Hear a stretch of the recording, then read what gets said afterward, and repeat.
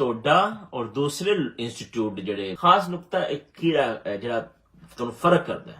Oxford university ਹੈ ਨਾ, ਉਹ ਇੱਕ ਖਾਸ ਕਿਸਮ ਦੀ ਤਾਲੀਮ ਦਿੰਦੀ ਹੈ। ਇੰਜੀਨੀਅਰਿੰਗ ਯੂਨੀਵਰਸਿਟੀ, ਪੰਜਾਬ ਯੂਨੀਵਰਸਿਟੀ, ਅੱਛਾ ਸਟੈਨਫੋਰਡ, ਪੂਰੀ ਦੁਨੀਆ 'ਚ ਜਿਹੜੇ ਤਾਲੀਮ ਦਿੰਦੇ ਨੇ ਨਾ, ਉਹਦੇ 'ਚ ਮੇਰਾ ਨਹੀਂ ਖਿਆਲ ਹੈ, ਤੁਸੀਂ ਸੁਣਿਆ ਹੋਵੇਗਾ ਕਿ ਬੱਚਾ ਪੈਦਾ ਹੋਣਾ ਹੈ, ਨਵੇਂ ਕਪਲ ਨੇ ਤੇ ਉਹਨਾਂ ਨੂੰ ਬੱਚਾ ਪਹਿਲਾ ਬੱਚਾ ਪੈਦਾ ਹੋ ਰਿਹਾ ਤੇ ਉਹਨਾਂ ਨੂੰ ਕੋਈ ਇੱਕ ਹਫ਼ਤੇ ਦੀ ਨਾ ਕਲਾਸਾਂ ਦਿੱਤੀਆਂ ਜਾਣ ਕਿ ਇਹਦੇ ਮਾਮਲਾਤ ਕਿਸ ਤਰ੍ਹਾਂ ਕਰਨੇ ਨੇ। ਜਾਂ ਇਵਨ ਸ਼ਾਦੀ ਹੋਣੀ ਉਸ ਤੋਂ ਪਹਿਲੇ, ਸ਼ਾਦੀ ਹੋਣ ਤੋਂ ਪਹਿਲੇ ਕੋਈ ਐਸੀ ਚੀਜ਼ ਹੋਵੇ, ਕੋਈ ਐਸਾ ਨਿਸਾਬ ਹੋਵੇ ਜਿਹਦੇ 'ਚ ਔਰ ਉਹ ਚੀਜ਼ਾਂ ਚਾਹੁੰਦੀ ਨੇ ਲੇਕਿਨ ਹੈ ਉਹ ਸਮਾਜੀ ਲੈਵਲ ਦੀਆਂ ਨਾ, ਸਮਾਜੀ ਲੈਵਲ ਦੀਆਂ ਨੇ, ਇਨਸਾਨੀ ਲੈਵਲ ਦੀਆਂ।